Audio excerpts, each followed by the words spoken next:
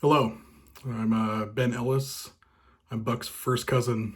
I'm the middle son on the Ellis side, and unfortunately, we cannot be there in person today, and we deeply regret that and wish that we could. And I'm here to tell you about our relationship with the Shea family and the six grandsons of our grandparents, the Shea boys and the Ellis boys. There's so much in common with the Shea and Ellis families, yet it's like we were raised in parallel universes.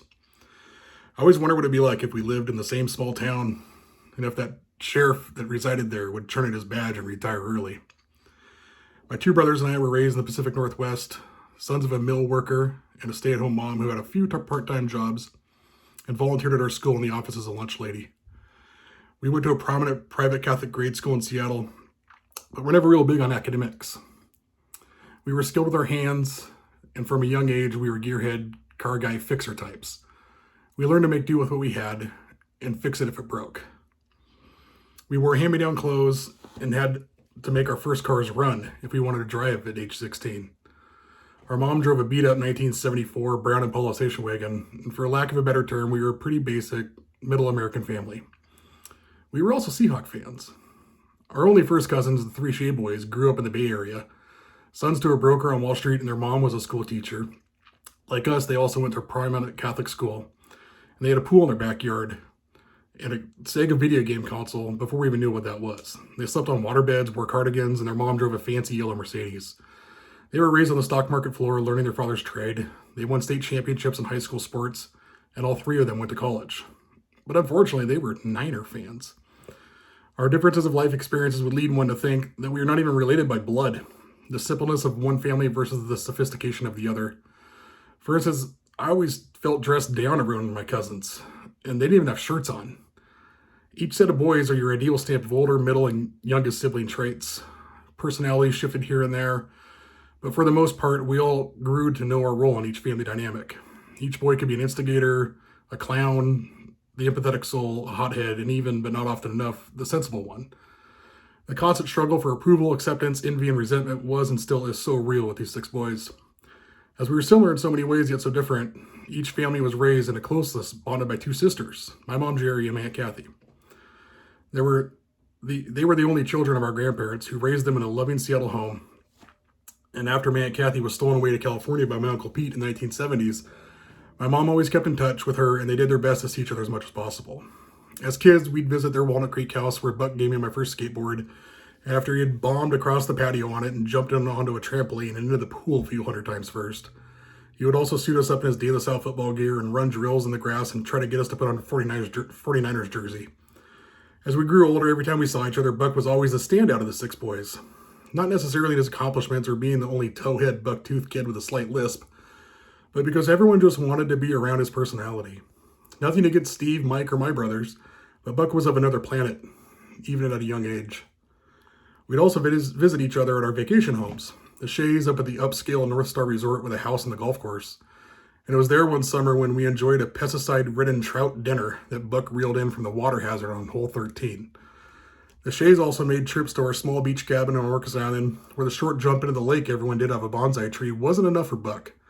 He had to swim across the lake, climb the cliff face, and do the 70-foot local jump first. He was always looking for more in life. More rush, more excitement, more thrill.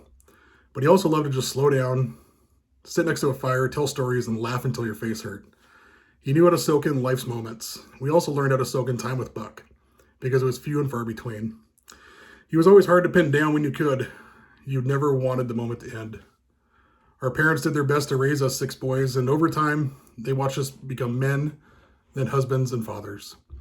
The eldest boys on each side had one daughter. The others all have one boy and one girl, creating a very perfect and balanced family tree. I, like Buck, was the last to get married in my family, and each of our weddings was more of a celebration of the two amazing women who actually decided to marry us. Buck and his family made the trip to Orcas Island for our wedding in 2014, and as I was standing on the balcony of my hotel room my fiance and I had in town, I heard someone shouting, and he was shouting my name. I looked across the street, and under the Irish flag hanging above a restaurant was my cousin Buck. He was yelling in hopes that he would either find me or possibly be arrested and the police would know where I was. The entire weekend, we were obviously busy as the bride and groom, but somehow in that special Buck way, he just seemed to appear everywhere we went. Except, however, on time to the church. We're from the altar, about to begin the ceremony. The organ had just gone silent. Family and friends were seated. I was hand in hand with my fiance. The big church doors barely closed and then abruptly opened with a big creak. Everyone turned and looked to the rear of the church, and in a gleaming sunbeam walked Buck. As we say, right on Buck time. When Buck and Mel moved to the Oregon coast, we were able to see each other several times in recent summers, and I greatly cherish those moments.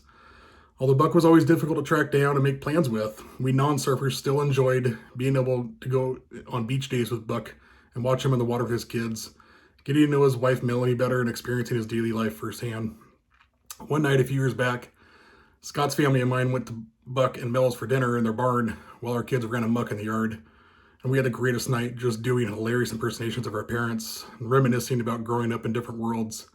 I'd love to do that night over and over again. The day after Buck passed away, I found out the name of the beach that he was surfing at.